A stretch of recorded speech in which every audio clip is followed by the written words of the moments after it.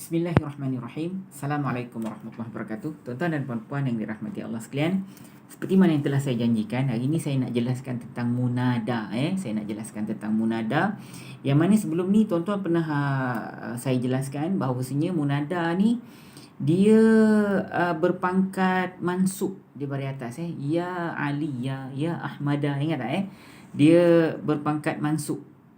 Ya Ahmada, da kena baris atas kan. Baik, apa ni sebenarnya munada ni dia bukan semua yang mansub tuan-tuan. Dia ada yang mansub dan dia ada yang marfu'. Baik, sebenarnya munada ni kalau boleh saya bahagikan dia ada 6 jenis. Dia ada 6 jenis. Tuan-tuan boleh cek dalam buku-buku nahwu yang lain, dia ada perbahasan dia lebih panjang. Yang ni saya rasa yang saya telah simplify lah. Mudah-mudahan tuan-tuan senang faham. Ni agak teknikal dan agak mencabar juga lah untuk faham. So mudah-mudahan Allah pemudahkan kita, pemudahkan saya untuk menjelaskan dan pemudahkan tuan-tuan untuk memahaminya. Baik, munada ni ada saya bahagikan kepada 6. 3 daripadanya memang mansub baris atas dan 3 lagi di marfu' baris depan. Dan hari ni kita akan bahaskan ayat ya ayyuhal kafirun. Qul ya ayyuhal kafirun. Fokus kepada ya ayyuhal kafirun itu. Nanti kejap kita bahas, tapi tuan-tuan dengar ada 6 jenis munada. Munada ni maknanya yang kena seru, ingat tak? Munada maknanya yang kena seru. Munada yang pertama ialah kita sebut sebagai munada ghairu maqsudah. Munada yang jenis ghairu maqsudah. Maksud apa ghairu maqsudah? Panggilan kepada seseorang yang kita tidak spesifikkan pada sesiapa. Contohnya macam wahai lelaki tolong aku. Kita tak spesifikkan mana-mana lelaki kan. Wahai lelaki tolong aku. Jadi maknanya itu kita kena baca ya rajula. Ya rajula. Itu ghairu maqsudah. Maqsudah ni daripada perkataan ghairu tu tuan-tuan tahulah tidak dalam Fatihah kan ada ghairu tidak kan. Jadi maqsudah ni maknanya kita ambil daripada perkataan maksud yang tidak dimaksudkan. Maksudnya kita tak maksudkan sesiapa, kita panggil sesiapa saja. Itu ghairu tidak maqsudah, maknanya yang tidak dimaksudkan. Tu yang pertama kena baca rajulah. Kita masih lagi bahas tentang munada yang mansub yang baris atas. Yang kedua ialah munada isim mudhaf. Yang ni biasa kita jumpa tau. Wahai rajulal azim, wahai lelaki hebat. Ya rajulal azim, wahai lelaki hebat. Kena baca rajula juga. Ini kita panggil mudhaf lah, mudhafun ilaih. Yang mudhaf tu kita kena bagi baris atas juga mansub. Ya rajulal azim. Yang ketiga masih lagi baris atas juga. Ini kita panggil munada isim musyabbahah lil mudhaf. Isim musyabbahah lil mudhaf ni maknanya isim yang menjelaskan tentang mudhaf tu. Isim dia menjelaskan tentang mudhaf. Maksudnya apa tahu? Contohnya macam ya jamilal wajhi, wahai si cantik rupa.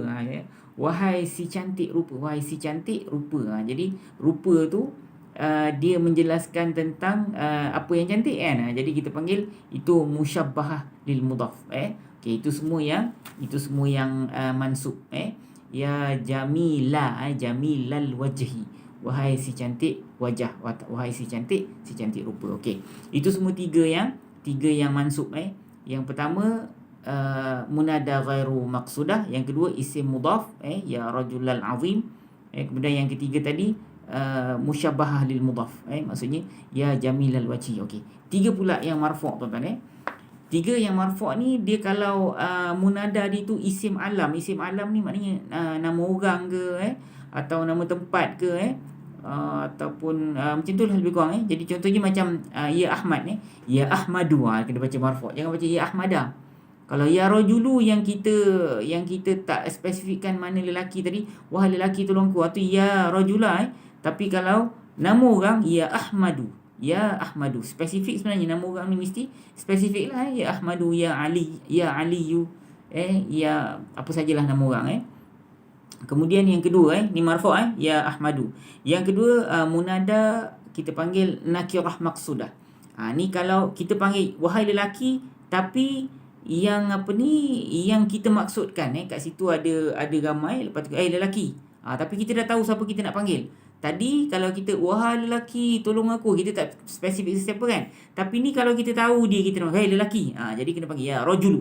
Ya rajulu. Maknanya kita tahu siapa kita nak panggil. Ini kita panggil maqsudah. Tadi ghairu maqsudah kan? Sekarang ni maqsudah. Ya rajulu kita panggil. Kita tahu siapa kita nak panggil. So tapi nakirah lah, tak adalah ar-rajulu, tak payah pakai ar-rajulu ya rajulu, maksudnya itu ini kita panggil maksudah. Okey, yang ketiga tuan-tuan ni, yang ini paling banyak kita jumpa dalam Al-Quran, masih baris depan juga. Apa dia? Kalau haraf nida tu, lepas haraf nida tu ada kalimat lain yang ditambah sebelum sampai kepada munada tu.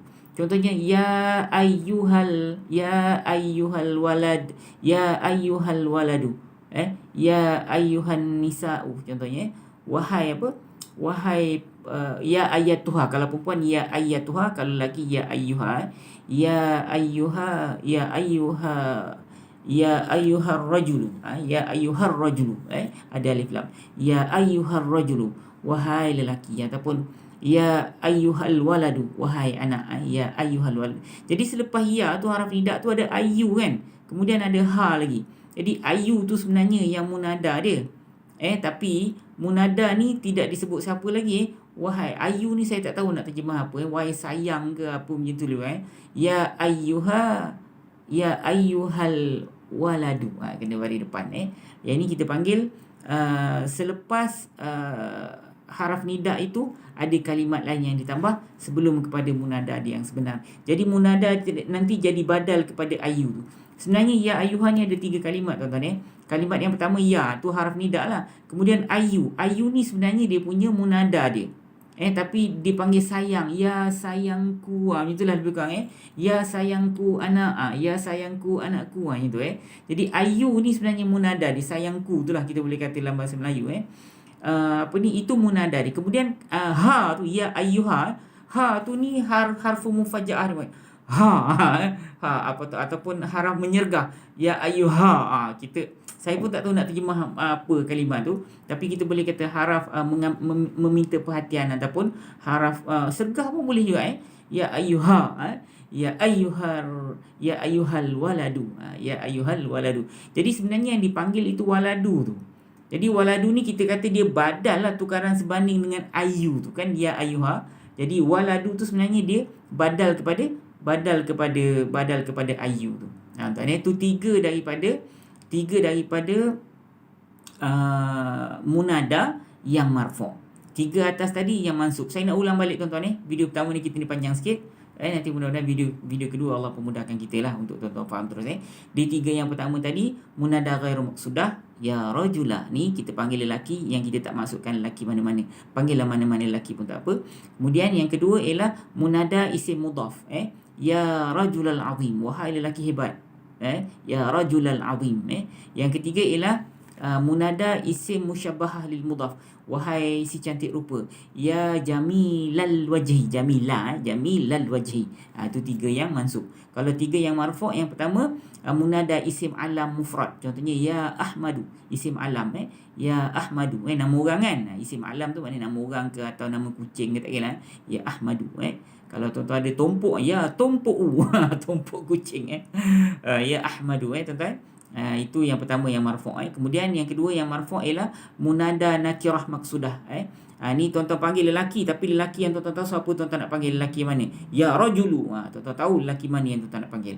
Yang ketiga ialah munada ni sebelum tu haraf nida, kemudian ada kalimat lain yang diselangi, ya ayyuha contohnya, diselangi sebelum kepada munada dia yang sebenar.